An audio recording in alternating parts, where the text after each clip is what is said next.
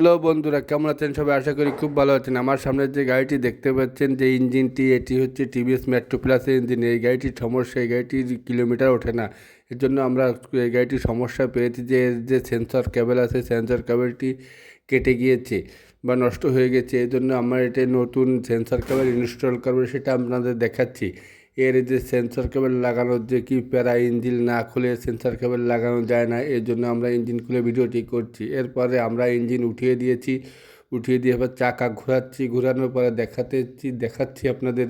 যে দেখেন বন্ধুরা, এই যে কিলোমিটার উঠেছে, এই যে 20 গতিতে চলছে।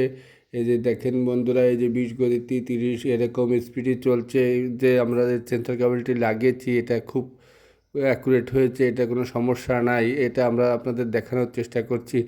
এই যে বন্ধুরা, এই যে টিভিএস মেট্রো প্লাস গাড়িটি, ভিডিওটি ভালো লাগলে চ্যানেলটিকে সাবস্ক্রাইব করে দেবেন এবং অন্যকে দেখার সুযোগ করে দেবেন। ধন্যবাদ।